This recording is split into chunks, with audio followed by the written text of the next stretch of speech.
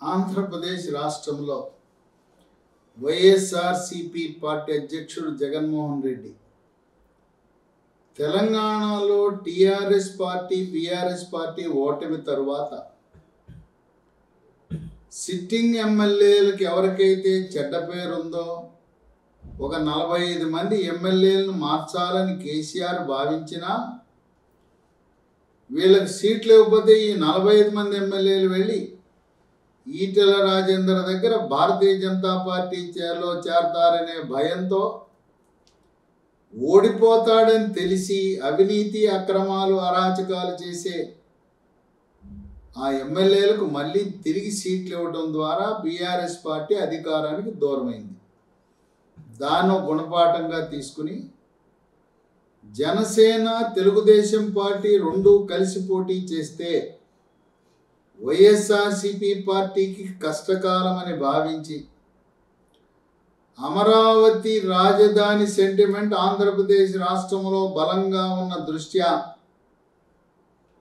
ఈయన 3 రాజధానులని నేను విశాఖ పరిపాలనా రాజధాని అన్న ఉత్తరాంధ్ర ప్రజలు ఎవరు కూడా అక్కడ దాన్ని స్వాగతించే పరిస్థితి లేదు. రాయలసీమలో కూడా అక్కడేదో న్యాయ రాజధాని ఒక హైకోర్టు పెట్టినంత మాత్రాన మాకేం ఒరుగుతుందని వాళ్ళు కూడా తృప్తిగా లేరు. అందువల్ల అమరావతి రాజధాని మార్చడం అనేది బాగా బలంగా గట్టిగా పెద్ద షాక్ వైఎస్ఆర్సీపీ పార్టీకి తగలబోతా ఉంది. జగన్మోహన్ రెడ్డి ఎమ్మెల్యేల పనితీరు ఆధారంగా గడప గడపకు కార్యక్రమం ఆధారంగా 2019 ఎన్నికల్లో ఆ నియోజకవర్గంలో తెలుగుదేశం పార్టీకి ఎన్ని ఓట్లు వచ్చినాయి, జనసేన పార్టీకి ఎన్ని ఓట్లు వచ్చినాయి, తెలుగుదేశం పార్టీ జనసేన రెండింటికి కలిపి వచ్చిన ఓట్ల కంటే తక్కువ ఓట్లతో వైఎస్ఆర్సీపీ ఎమ్మెల్యేగా గెలిచిన చోట మార్పులు చేస్తున్నాడు. జగన్మోహన్ రెడ్డి ఎంపీలను కొంతమందిని ఎమ్మెల్యేలుగా పెట్టడం, ఎమ్మెల్యేలు తీసుకువెళ్ళి ఎంపీలుగా పెట్టడం, తర్వాత నియోజకవర్గాల్లో మార్పులు చేయటం, ఒక నియోజకవర్గం నుంచి తప్పించి మరొక నియోజకవర్గానిలో పెట్టడం, ఈ విధంగా వైఎస్ఆర్సీపీ ఎమ్మెల్యేలు తాడేపల్లిలో జగన్మోహన్ రెడ్డి దగ్గరికి క్యూ కడుతున్నారు. ఒక అనిశ్చితి ఏర్పడింది ఎమ్మెల్యేలో. ఏమో మనకు కూడా పిలుపు వస్తుందేమో, పిలిచి మీకు సీట్ లేదంటారేమో అనే భావన అందరి ఎమ్మెల్యేలు బిక్కుబిక్కుమంటున్నారు. ఎవరికి పిలుపు వస్తుందో అని నిరాశ నిస్పృహతో చూస్తున్నారు. జగన్మోహన్ రెడ్డి మాట తప్పను మడమ తిప్పను, నమ్ముకున్న వాడిని మోసం చేయనని చెప్తూ వచ్చాడు. ఎన్నికల ముందు అమరావతిని రాజధానిగా కొనసాగిస్తామని చెప్పి గెలిచిన తర్వాత మాట మార్చి 3 రాజధానులు అన్నాడు. ఇప్పుడు ఈయన్ని నమ్ముకుని వచ్చి వైఎస్ఆర్సీపీ పార్టీలో చేరితే ఈరోజు సీట్ ఇవ్వనని చెప్పి అవమానపరుస్తున్నాడని కొంతమంది భావిస్తున్నారు. వైఎస్ఆర్సీపీ పార్టీలో ఎమ్మెల్యే సీట్ రాని వాళ్ళు కొంతమంది తెలుగుదేశం పార్టీలో, మరి కొంతమంది జనసేనలో పార్టీలో చేరుతున్నారు. చేరి ఎక్కడెక్కడైతే అవకాశం ఉందో ఆ పార్టీల్లో పోటీ చేస్తున్నారు ఎమ్మెల్యేలుగా, లేదంటే హామీ తీసుకుంటున్నారు. వైఎస్ఆర్సీపీ సిట్టింగ్ ఎమ్మెల్యేలు జనసేనలో తెలుగుదేశం పార్టీలో చేరి ఎమ్మెల్సీ హామీనా, రాజ్యసభ హామీనా, లేదు వాళ్ళ కుటుంబ సభ్యులకు 2029లో ప్రస్తుతం ఉన్న 175 నియోజకవర్గాలు 225 నియోజకవర్గాలు కాబోతున్నాయి. అంటే 50 నియోజకవర్గాలు ఆంధ్రప్రదేశ్ రాష్ట్రంలో పెరగబోతున్నాయి. ప్రతి పార్లమెంటు పరిధిలో 2 శాసనసభ సీట్లు పెరగబోతున్నాయి. ఇంకో విశేషం ఏంటంటే 2029 శాసనసభ ఎన్నికల్లో మహిళా రిజర్వేషన్ అమలు కాబోతా ఉంది. 3వ వంతు సీట్లు మహిళలకు రిజర్వేషన్ కాబోతున్నాయి. అందువల్ల ప్రస్తుతం ఉన్న వైఎస్ఆర్సీపీ ఎమ్మెల్యేలు ఎవరైతే అసంతృప్తిగా ఉన్నారో వాళ్ళు జనసేన తెలుగుదేశం పార్టీలో చేరి ఇప్పుడు కాకపోయినా పోనీ ఇప్పుడు మాకు ఎమ్మెల్సీనో రాజ్యసభ కార్పొరేషనో మేయరో ఇవ్వండి. 29 ఎన్నికల్లో కుమార్తె, కోడలు, భార్య ఈ విధంగా ఆయా నియోజకవర్గాలు కొత్తగా ఏర్పడే నియోజకవర్గాలలో రిజర్వేషన్ చేసుకుంటున్నారు, అడ్వాన్స్ బుకింగ్ చేసుకుంటున్నారు. కొంతమంది వైఎస్ఆర్సీపీ పార్టీని సరే అధికారంలోకి వస్తే ఏదైనా పదవి లభిస్తుంది, లేకపోతే ఇదే పార్టీలో కొనసాగిద్దాము అనే ఆలోచనలో కూడా ఉన్నారు. జగన్మోహన్ రెడ్డి చాలా స్పష్టంగా చెప్పాడు, ఉంటే ఉండండి, పోతే పోండి, మా నిర్ణయం మారదు, మీ బెదిరింపులకు మేము బెదరం. ఈ రోజున ఎమ్మెల్యేలకు ఉండే చెడ్డ పేరు వల్లనే పార్టీ అధికారం కోల్పోతపోతుంది. అందువల్ల అవినీతి పరులు, అక్రమార్జన పరులు, ప్రజాదరణ లేని వారు, సర్వేల్లో సరైన ఫలితాలు రాని వారిని మార్చడం తథ్యం. పార్టీ వైనాట్ 175 అని 175 గెలవాలనే సంకల్పంతో మేము అడుగులు వేస్తుంటే మీ వల్ల, మీ ఎమ్మెల్యేల వల్ల పార్టీ ఎందుకు అధికారం కోల్పోవాలని వాళ్ళు గట్టిగా ఒక నిర్ణయాన్ని తీసుకున్నారు. జగన్మోహన్ రెడ్డి ముఖ్య సలహాదారు సజ్జల రామకృష్ణారెడ్డితో పాటు రీజనల్ కోఆర్డినేటర్లందరినీ కూడా ప్రతిరోజు తన కార్యాలయంలో ఉంచి ఆయా నియోజకవర్గాల పరిధిలో ఉండే రీజనల్ కోఆర్డినేటర్లు ఆ వచ్చిన ఎమ్మెల్యేలతో మాట్లాడుతూ, కొంతమందిని ఓదార్స్తూ, నీకు నామినేటెడ్ పదవి ఇస్తాం, ఎమ్మెల్సీ ఇస్తాం, రాజ్యసభ సీట్ ఇస్తామని చెప్పి వాళ్ళని ఒప్పించడానికి ప్రయత్నం చేస్తున్నారు.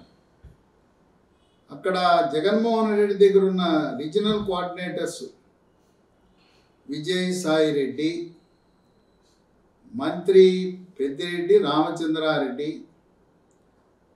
వైవి సుబ్బారెడ్డి, అయోధ్య రామిరెడ్డి, బొత్స సత్యనారాయణ, మర్రి రాజశేఖర్. అక్కడ ఉండే రీజనల్ కోఆర్డినేటర్లు అందరూ కూడా రెడ్డి సామాజిక వర్గానికి చెందిన వారే. ఒక్క కమ సామాజిక వర్గానికి చెందిన మర్రి రాజశేఖర్, బీసీ సామాజిక వర్గానికి చెందిన బొత్స సత్యనారాయణ తప్పితే ఆయన చుట్టూ ఉన్న వారందరూ కూడా, రీజనల్ కోఆర్డినేటర్లు అందరూ కూడా రెడ్డి సామాజిక వర్గానికి చెందినవారే. ఇంకా రకరకాలుగా ఊహాగానాలు కొంతమందికి సమాచారం ఇచ్చారు.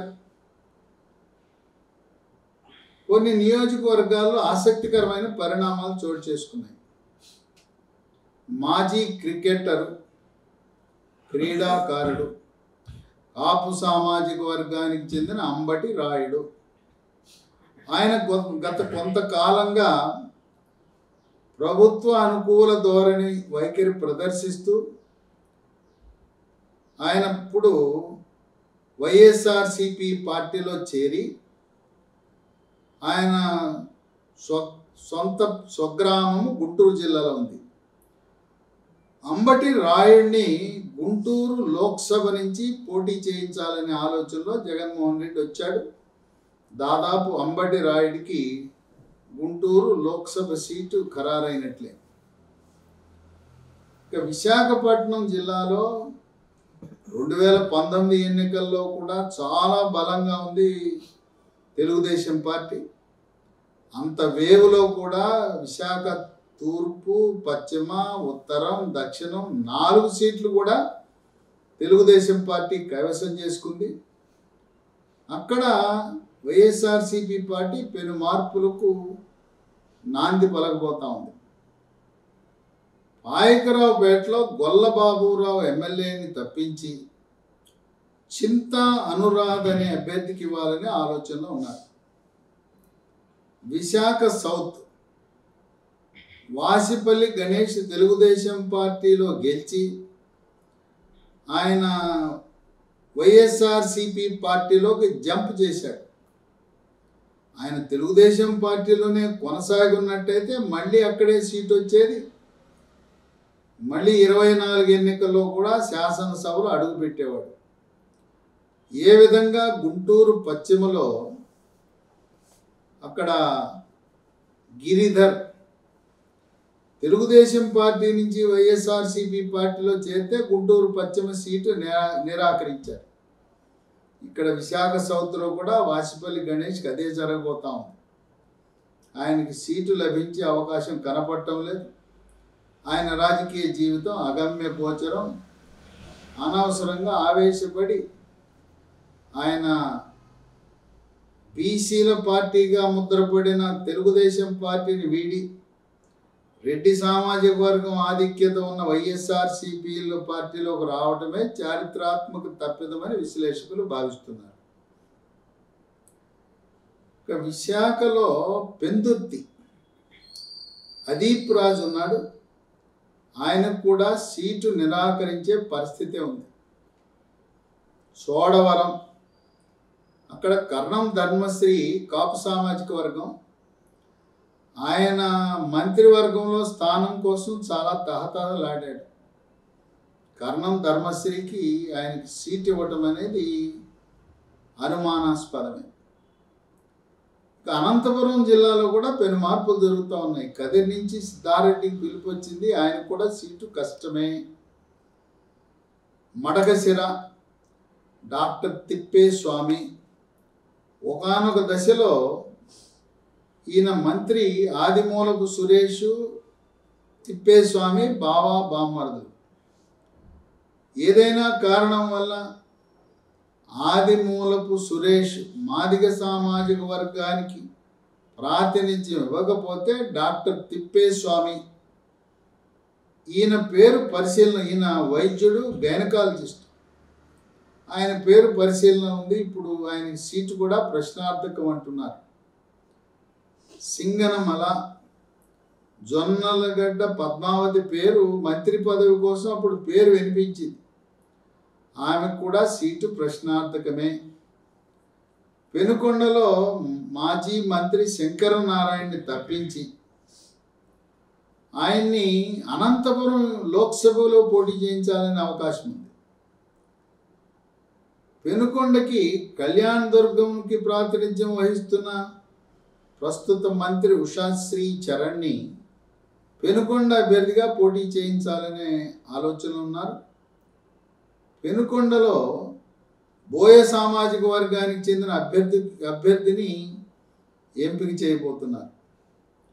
రాయదుర్గంలో కాపు రామచంద్రారెడ్డి, ఆయన కూడా మంత్రివర్గంలో స్థానం కోసం శతవిధాలా ప్రయత్నం చేశాడు. ఇప్పుడు ఆయనకి ఎమ్మెల్యే సీటుకే ఎసరొచ్చినట్లుంది. ఆయన్ని తప్పించి మెట్టు గోవిందరెడ్డిని అక్కడ తేవాలనే ఆలోచనలో ఉన్నారు. కాళహస్తి బిఎం మధుసూదన్ రెడ్డి కూడా అనుమానమే. ఇక Narasaraopet Jaganmohan Reddy sitting MLA doctor Gopireddy శ్రీనివాసరెడ్డికి ఇవ్వాలన్నా వైఎస్ఆర్సీపీ పార్టీలో ప్రత్యర్థి వర్గం డాక్టర్ గజ్జెల బ్రహ్మారెడ్డి పెద్ద ఎత్తున వైఎస్ఆర్సీపీ నాయకులను తరలించుకుని వచ్చి తాడేపల్లిలో జగన్మోహన్ రెడ్డిని కలిశాడు. మేము గోపిరెడ్డి శ్రీనివాసరెడ్డికి సీట్ ఇస్తే ఒప్పుకోం, ఆయనైతే ఓడగొడతాం, మీరు ఎవరికి ఇచ్చినా మేము గెలిపిస్తాం, జగన్మోహన్ రెడ్డి అంటే మాకు అభిమానం, గోపిరెడ్డి శ్రీనివాసరెడ్డిని మేము ఓడగొడతాం అంటున్నారు. ఇక మదనపల్లిలో ప్రస్తుతం ఉన్న నవాజ్ బాషా, ఆయన్ని మార్చి నిస్సార్ అహ్మద్కి ఇవ్వాలనే ఆలోచనలో ఉన్నారు.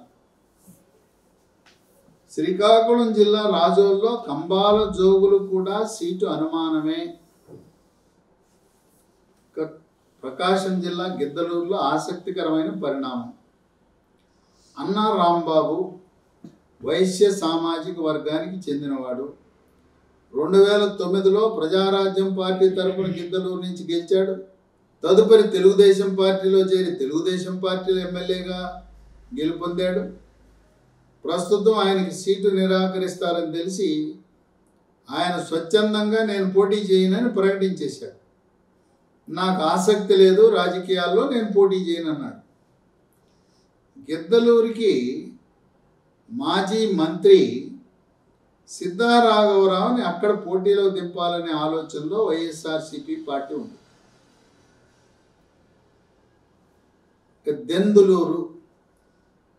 దెందులూరులో అక్కడ చింతమనేని ప్రభాకర్ యొక్క దూకుడును అక్కడుండే ప్రస్తుత సిట్టింగ్ ఎమ్మెల్యే అబ్బయ్య చౌదరి సమర్థవంతంగా ఎదుర్కోలేడనే అనుమానంతో ఆయన్ని కూడా మార్చాలని ఆలోచన చేస్తూ ఉంది. జగ్గంపేటలో సిట్టింగ్ ఎమ్మెల్యే జ్యోతుల చంటి ఆయన్ని మార్చి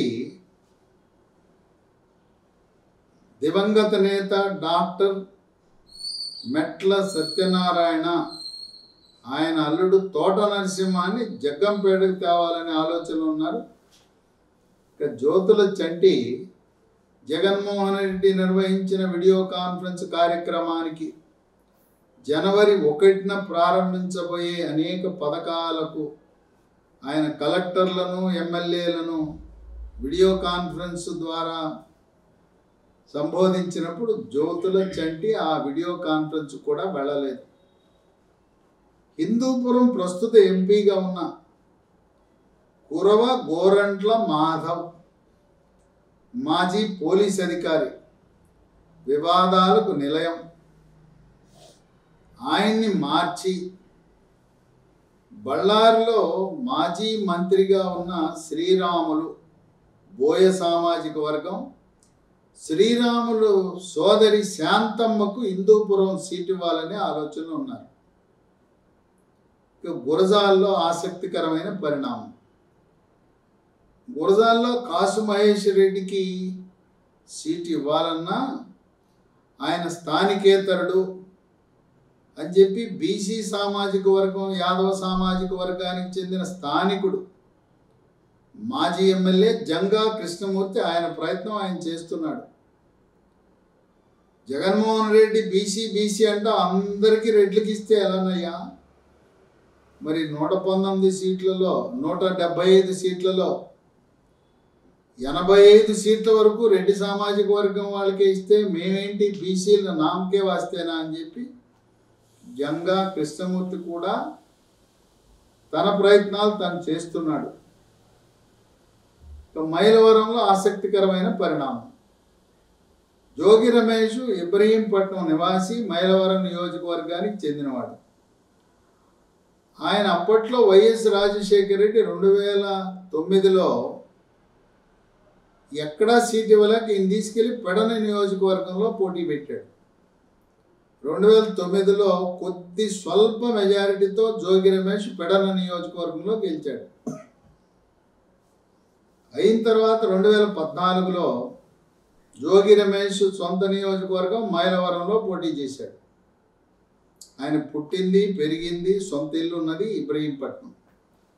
మైలవరంలో 2014 ఎన్నికల్లో జోగి రమేష్ దేవినేని ఉమామహేశ్వరరావు చేతిలో ఓడిపోయాడు. మళ్ళీ 2019లో మైలవరం పరిస్థితి బాగలేదని చెప్పి జగన్మోహన్ రెడ్డి మళ్ళీ పెడనకు పంపిస్తే పెడనలో గెలిచాడు. ఈసారి పెడనలో జనసేన పార్టీ పోటీ చేస్తుంది. సర్వేల ప్రకారం పెడనలో జోగి రమేష్ గెలవడు. అందువల్ల జోగి రమేష్ని విజయవాడ లోక్సభ సభ్యుడిగా గతంలో ఏ పార్టీ గెలిచినా ఏ పార్టీ తరపున లోక్సభలో కమ్మ సామాజిక వర్గం వాళ్ళే విజయవాడ పార్లమెంట్లో నెగ్గుతారు. ఒక కొత్త ప్రయోగం చేద్దాం, జోగి రమేష్ని బీసీ అభ్యర్థిని విజయవాడ ఎంపీగా పెడదామనే ఆలోచనలో ఉంది. జోగి రమేష్ ఆయన నియోజకవర్గం పెడనైనా మైలవరం నియోజకవర్గ వ్యవహారాలలో రోజువారీ జోక్యం ప్రస్తుతం అక్కడ ఎమ్మెల్యేగా ఉన్న వసంత కృష్ణప్రసాద్ సహించలేకపోయాడు. ఆయన జోగి రమేష్ తన వర్గాన్ని తయారు చేశాడు. వసంత కృష్ణప్రసాద్కి వ్యతిరేకంగా పనిచేస్తున్నాడు. గ్రూపు తగాదాలు పెరిగిపోయినాయి. ఇదిలా ఉంటే వసంత కృష్ణప్రసాద్ తండ్రి మాజీ హోంశాఖ మంత్రి వసంత నాగేశ్వరరావు ఆయన కమ్మ సమావేశానికి వెళ్ళినప్పుడు సామాజిక వర్గ సమావేశానికి కార్తీక వనభోజనానికి వెళ్ళినప్పుడు ఒక వ్యాఖ్య చేశారు. భారతదేశానికి స్వాతంత్రం వచ్చిన తర్వాత ఆంధ్రప్రదేశ్ రాష్ట్రంలో కమ్మ సామాజిక వర్గము లేకుండా మంత్రివర్గము ఏ పార్టీ కూడా కూర్పు చేయలేదు. ఇప్పుడు చాలా దురదృష్టకరం. కమ్మ సామాజిక వర్గం ప్రాతినిధ్యం లేని ఆంధ్రప్రదేశ్ క్యాబినెట్ అంటే ఒక ప్రధాన రాజకీయంగా పలుకుబడి కలిగి అన్ని రంగాల్లో వృద్ధి చెందిన కమ్మ సామాజిక వర్గాన్ని నిర్లక్ష్యానికి గురి చేసింది. దాని యొక్క పరిణామాలు రాబోయే 2024 ఎన్నికలపై పడతాయి అని చెప్పి ఆయన అన్నాడు. కనుక తండ్రి కూడా ఎందుకునైనా వసంత కృష్ణప్రసాద్ వద్దులే మనకి, ఈసారి వసంత కృష్ణప్రసాద్ ఆయనంతకు ఆయన నేను పోటీ చేయనని ప్రకటించేశాడు. మైలవరం పరిస్థితి అగమ్య గోచరం. ఒకవేళ జోగి రమేష్ని విజయవాడ లోక్సభకు పోటీ చేయించకపోతే మైలవరంలో పోటీకి పెడతారు. మైలవరంలో 2019 ఎన్నికల్లో కాపు సామాజిక వర్గం ఓట్లు చీలిపోవడం వల్ల స్వల్ప ఓట్లతో దేవినేని ఉమామహేశ్వరరావు ఓడిపోయాడు. ఇప్పుడు కాపు కమ్మ సామాజిక వర్గాలు ఇద్దరు కలిస్తే మైలవరం నియోజకవర్గంలో దేవినేని ఉమామహేశ్వరరావు యొక్క గెలుపు తథ్యం. గెలిచిన తర్వాత మళ్ళీ చంద్రబాబు నాయుడు ఆయనకి నీటిపారుదల శాఖ మంత్రిగా కూడా స్థానం కల్పిస్తాడు. కనుక జోగి రమేష్ దేవినేని ఉమామహేశ్వరరావుని ఆయన ఎదుర్కొని గెలిచే సత్తా లేదని విశ్లేషకులు భావిస్తున్నారు. ఇక బద్వేల్ నుంచి డాక్టర్ దాసరి సుధా, ఆమెకి పిలుపొచ్చింది. చిత్తూరు జిల్లా నుంచి ఉప ముఖ్యమంత్రిగా ఉన్న నారాయణ స్వామి కూడా పిలుపొచ్చింది. వీళ్ళను కూడా మార్పు చేస్తారా అనే ఆలోచన జరుగుతూ ఉంది. ఇక విజయవాడ సెంట్రల్ నియోజకవర్గంలో ఆసక్తికరమైన పరిణామాలు. మల్లాది విష్ణుకి సీట్ ఇవ్వరంట అని రాష్ట్రం అంతా ప్రచారమైంది. ఆయన తన అనుచరులు, తన నియోజకవర్గానికి చెందిన 14 మంది కార్పొరేటర్లు, డివిజన్ అధ్యక్షులు, ఓడిపోయిన కార్పొరేట్ అభ్యర్థులు అందరూ కలిసి భవానీ ఐలాండ్కి వెళ్ళి సమావేశం పెట్టుకున్నారు. వాళ్ళందరూ కూడా మేము పార్టీ ఆఫీస్కి వెళ్ళి చెప్తాం మల్లాది విష్ణునే మాకు కావాలని. కానీ మల్లాది విష్ణుని మార్పు చేయటానికి సూత్రప్రాయంగా నిర్ణయం తీసుకున్నారు. సరే, మల్లాది విష్ణు ఆయనేమి అధిష్టానాన్ని ధిక్కరించే వ్యక్తి కాదు. ఇక బాలినేని శ్రీనివాసరెడ్డి వాసు, ఆయన గురించి రకరకాల పుకార్లు షికార్లు చేస్తున్నాయి. బాలినేని శ్రీనివాసరెడ్డి ఆయన జనసేన పార్టీలోకి వెళ్తాడంట, ఒంగోలు నుంచి పోటీ చేయడంట, తన కుమారుడు ప్రణీత్ రెడ్డి ఆయన రాజకీయ భవిష్యత్తు దృష్ట్యా ప్రణీత్ రెడ్డిని గిద్దలూరులో పోటీ చేయిస్తాడంట, అది జనసేన పార్టీ తరఫున పోటీ చేయిస్తాడంట అనే పుకార్లు ఉన్న నేపథ్యంలో బాలినేని శ్రీనివాసరెడ్డి జగన్మోహన్ రెడ్డిని కలిస్తే ఆయన వాసు నువ్వు తప్పనిసరిగా ఒంగోలులోనే పోటీ చేయమని చెప్పాడు. తండ్రి పోటీ చేస్తున్నాడు కనుక ప్రణీత్ రెడ్డికి అవకాశం ఉండదు.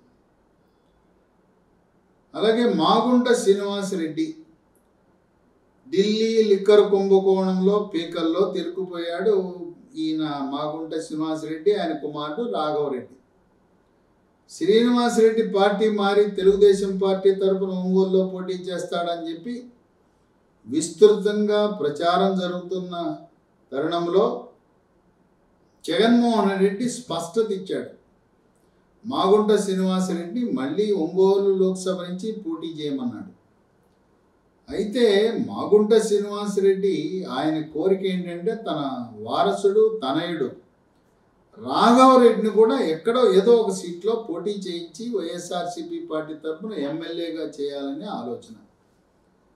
ఆ విధంగా బాలినేని శ్రీనివాసరెడ్డి, మాగుంట శ్రీనివాసరెడ్డి ఇద్దరి యొక్క తనయులు వారసుల యొక్క వాళ్ళ సీట్లు అనేది ప్రశ్నార్థకమే. జగన్మోహన్ రెడ్డి ఈసారి మీరే పోటీ చేయండి, 2029 ఎన్నికల్లో మీ కుమారులు ప్రణీత్ రెడ్డికి రాఘవరెడ్డికి ఇద్దరికి సీట్ ఇస్తానని చెప్పి ఆ విధంగా వాళ్ళను ఒప్పించడానికి ప్రయత్నం చేస్తున్నాడు. ఇక పెనమలూరు సిట్టింగ్ ఎమ్మెల్యే పార్థసారథి ఆంధ్రప్రదేశ్ రాష్ట్రంలో యాదవ సామాజిక వర్గంలో సీనియర్ మోస్ట్ 2004-14 మధ్యలో ఉండే కాంగ్రెస్ ప్రభుత్వంలో మంత్రిగా పనిచేశాడు. వైఎస్ఆర్సీపీ అధికారంలో రాగానే మంత్రివర్గంలో స్థానం ఆశించాడు. కనీసం రెండోసారి కేబినెట్ పునర్వ్యవస్థీకరణలో స్థానం లభిస్తుందని ఆశించాడు. ఒక సీనియర్కి మంత్రి పదవి ఇవ్వకపోగా అనేకమైన అవమానాలకు గురయ్యాడు. అందువల్ల పార్థసారథి ఆయన్ని పెనమలూరులో వైఎస్ఆర్సీపీ పార్టీ టికెట్ ఇవ్వకపోతే, లేదు ఇంకెక్కడికన్నా వెళ్ళి పోటీ చేయమన్నా, మీరు వెళ్ళండి బందర్లో పోటీ చేయండి, విజయవాడ లోక్సభలో పోటీ చేయండి, బందర్ లోక్సభ పోటీ చేయండి అని వేరే ఎక్కడికి పంపించినా నేను ఒక సేవకుడిగా మిగిలిపోతాను, నా పెనమలూరు నియోజకవర్గ ప్రజలకు నేను ఎల్లవేళలా రుణపడి ఉంటానని చెప్పి ఆయన పెనమలూరు దాటి బయటకు వెళ్ళడానికి అంగీకరించడం లేదు. ఒక ఆసక్తికర పరిణామం ఏంటంటే 2013లో సీనియర్ కాంగ్రెస్ నాయకులందరూ తెలుగుదేశం పార్టీలో చేరే సమయంలో అప్పుడు ఉమ్మడి కృష్ణా జిల్లాలో మాజీ మంత్రి పిన్నమనేని వెంకటేశ్వరరావు, మాజీ మంత్రి బుద్ధప్రసాద్ వాళ్ళిద్దరు చేరుతున్న తరుణంలో మాజీ మంత్రి పార్థసారథి కూడా తెలుగుదేశం పార్టీలో చేరే ఆలోచనకు వచ్చాడు. అయితే పార్థసారథికి దేవినేని ఉమామహేశ్వరరావుకున్న వ్యక్తిగత మనస్పర్ధల వల్ల పార్థసారథి 2013లో తన సహచర మాజీ మంత్రులతో కలిసి తెలుగుదేశం పార్టీలో చేరల. ఇప్పుడైనా కూడా చంద్రబాబు నాయుడికి పార్థసారథి అంటే మంచి అభిప్రాయం ఉంది. ఉమ్మడి కృష్ణా జిల్లాలో 4 లక్షల యాదవ సామాజిక వర్గ ఓట్లు ఉన్నాయి. కేవలం కృష్ణా జిల్లాలోనే కాదు, రాష్ట్ర వ్యాప్తంగా కూడా కారుమూరి నాగేశ్వరరావు లాంటి వారి కంటే కూడా ప్రస్తుత మంత్రి ఆయన, వాళ్ళకంటే కూడా పలుకుబడి యాదవులు గౌరవించబడే వ్యక్తి పార్థసారథి. కనుక చంద్రబాబు నాయుడు పెనమలూరులోనే పార్థసారథికి తెలుగుదేశం పార్టీ తరఫున సీట్ ఇచ్చే అవకాశం ఉంది. అక్కడుండే బోడే ప్రసాద్ ఒక టర్మ్ ఎమ్మెల్యేగా చేశాడు. ఆయన్ని శాసన మండలికి పంపి పార్థసారథిని తెలుగుదేశం పార్టీ తరఫున 2024 ఎన్నికల్లో ఆయన్ని పోటీకి పెట్టే అవకాశం కనపడుతూ ఉంది. జగన్మోహన్ రెడ్డికి పార్థసారథికి దూరం పెరిగింది. ఆయన రాజకీయాల్లోకి వచ్చినప్పుడు తన తండ్రి రెడ్డయ్య రాజకీయాల్లోకి వచ్చినప్పుడు నిక్కర్లేసుకుని తిరుగుతున్న వ్యక్తులు ఈ రోజున పార్థసారథి లాంటి సీనియర్ రాజకీయ నాయకులను శాసించడం అనేది పార్థసారథి సహించలేకపోతున్నాడు.